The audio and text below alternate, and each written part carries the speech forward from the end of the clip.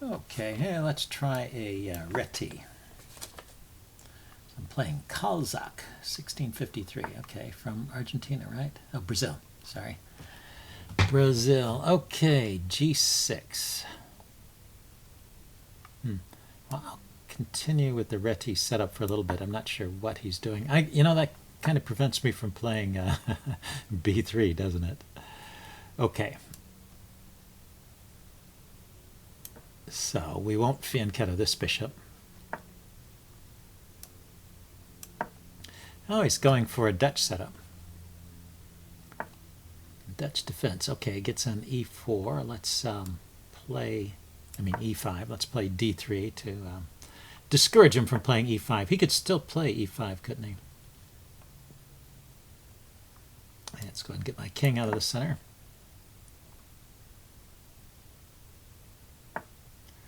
So it's not impossible to play B3, I guess, in this position, but there's always this tactic to watch out for with the bishop on the long diagonal, pushing the e-pawn forward with a simultaneous attack on this knight and this knight, if that knight were to be loose.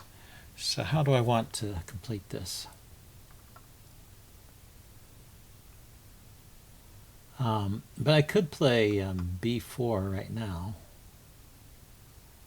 Takes two moves. One move to push this guy forward, another move to move this knight out of the way. So I don't think I'm in trouble here. I'm going to develop the bishop anyway. Go and develop the bishop and see what his next move is, and then go with B4. Maybe I want to play rook B1 too. Just get this whole long diagonal going, the long light squared diagonal. So he's very quick about this setup. Should I play B5 immediately? He hasn't stopped me. I want to get the rook off the diagonal now, because I want to be able to move this knight without fear of the bishop on the long diagonal.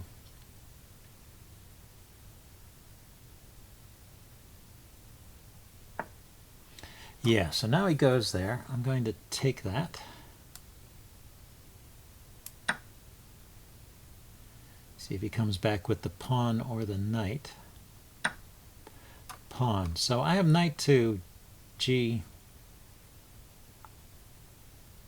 knight G5 hits the pawn, and he could defend the pawn with his rook. Can't defend it with the knight because I have the B pawn here. Then, no, that's not good enough.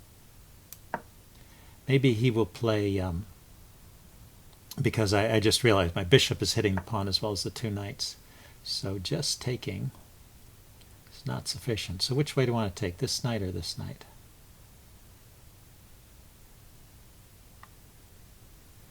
Maybe it doesn't matter a whole lot. This knight can always escape by taking here with check, so it doesn't matter if he kicks my knight first.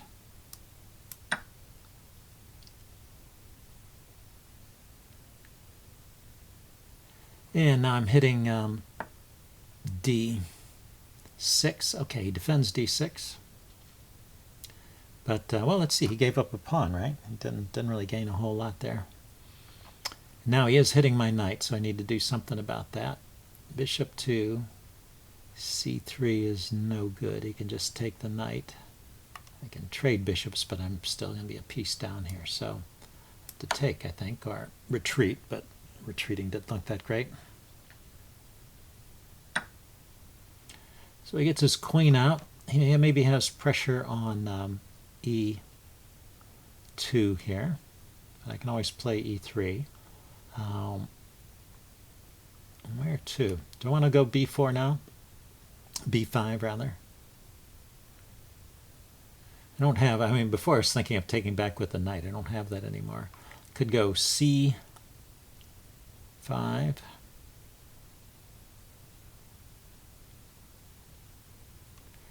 I could go bishop F4 here, hitting the pawn. Might be interesting. kind of wanted to get this bishop on the long diagonal, but I couldn't see a way to do it. Maybe bishop back to c1. Okay, no, he's hitting my rook, so that's not happening. So the rook will go to c1, I guess.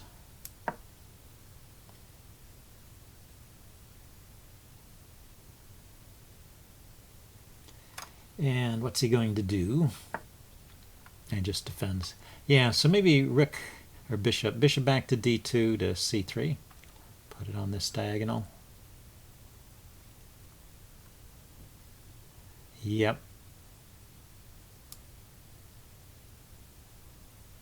Yeah, I think eventually I'm going to have to play e3 to kind of stifle the pressure, and so I don't want the bishop locked out over here. So getting the bishop to c3 is a more logical way to develop, and then I can play e3 without locking in that dark squared bishop.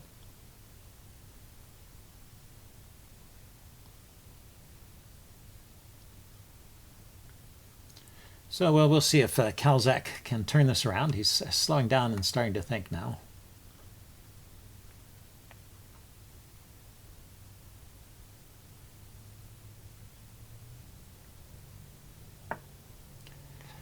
Yeah, so e3 first.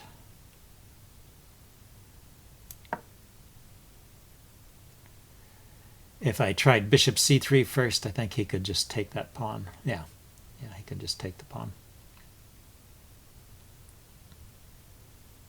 So now I still want to play bishop c3.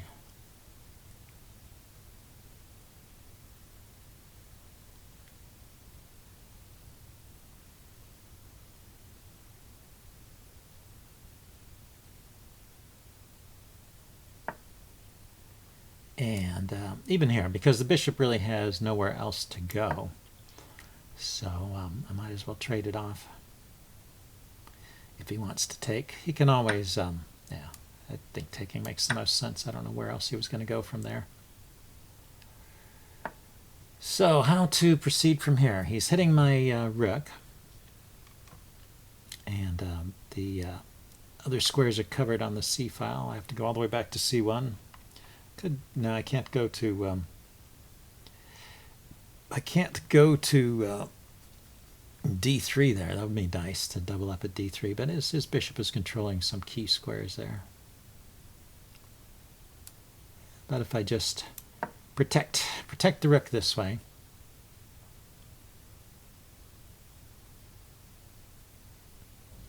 maybe rook e1, pawn to e4, blocking or putting the bishop off that diagonal. It just blocks in my bishop and creates some weaknesses. Okay, so I need to do something over here to undermine these queenside pawns. So I'll try. We will try b5. c5. It just seems like he would take, and that didn't.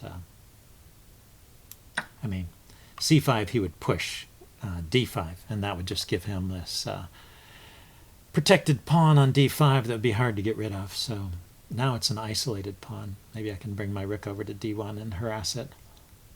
This light squared bishop is pretty active here.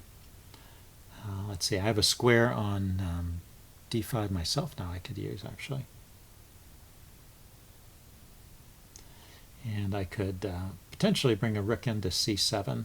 So bishop, yeah, okay, so he puts that pawn forward right away to d5. Okay, but now let's bring pressure to bear on it. Seems like a good start. Or should I start with rook c7? No, let's start with rook e1. Rook to d1, rather.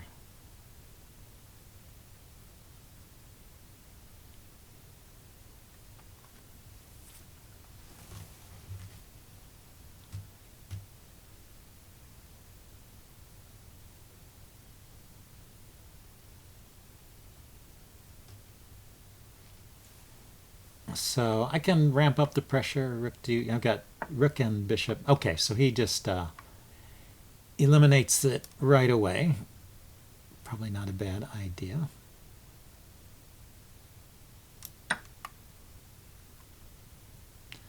So is he going to take back with the rook and let me check?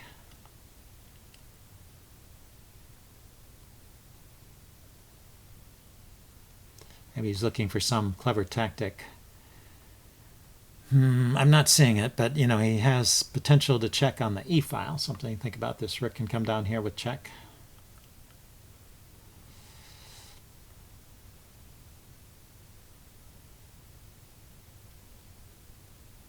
His bishop is guarding c8, so I can't place a rook all the way to c8. But I can go rook to c7.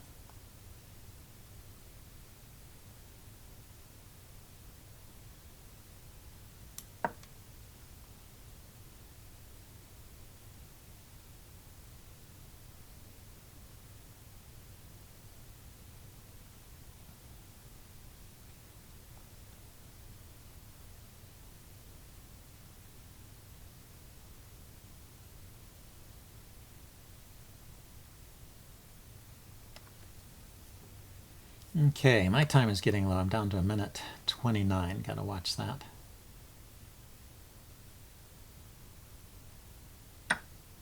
Grab the pawn. Okay, I expected that. Yeah, so this is one of those dangerous situations. Yeah, he can get that check on the back rank here. See, I could play bishop to f.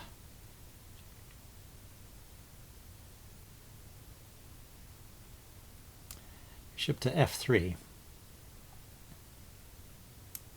to guard this check here at d1. The danger was, I guess, queen d1 check, queen takes rook d1 check, block with the bishop, and then his bishop comes in and attacks my pinned bishop. I think that was a dangerous threat.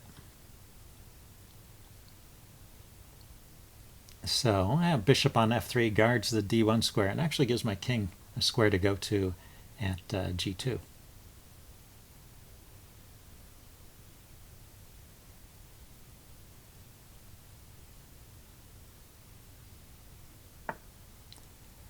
So he's going for the trade. Let's take that. That allows him to defend the b pawn over here, which was hanging. So that's probably one of his ideas here. So what can I do? If I lift my queen up, he has a mate threat with the check here.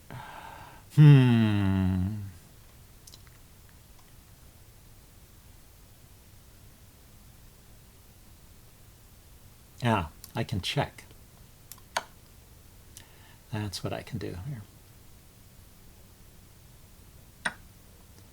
And I don't know if this is winning, but there are pawns on both sides of the board, and I have an extra pawn, so it's not like one of those book draws with the pawns all on one side of the board. And my rook is active, and my king is not trapped on the back rank, so I think this should be pretty good for me. Let's see. So we're getting into a rook and pawn endgame. Haven't had one of these in a while. So I got to come forward with the king, start moving these pawns forward. And yeah, he's going to bring his king in.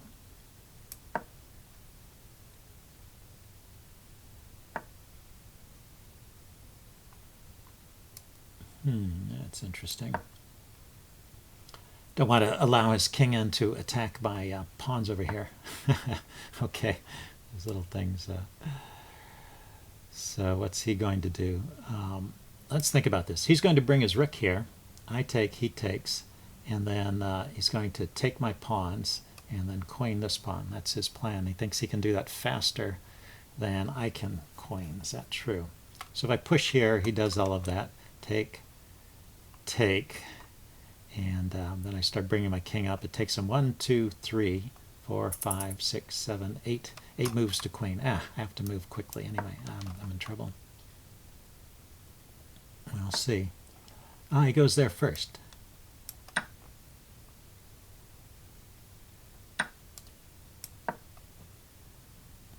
Didn't do what I was thinking, but I had to make a couple of quick moves to get back some time on the clock.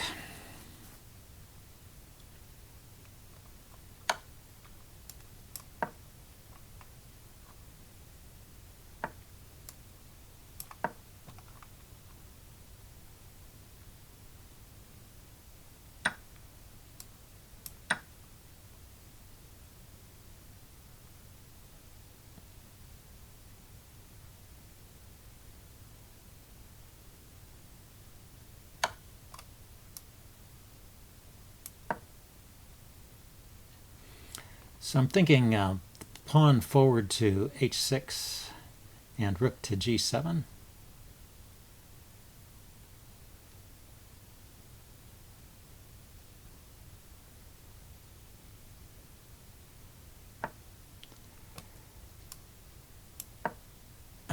Let's go ahead and do this slowly.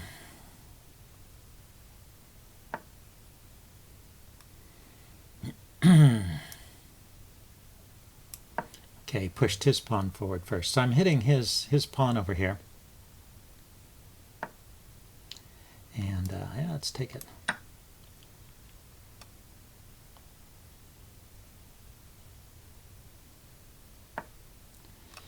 And let's bring my king forward.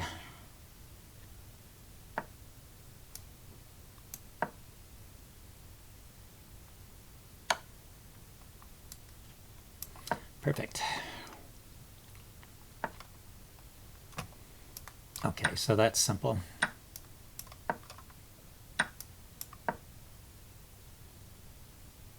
So I managed to win that king and pawn endgame.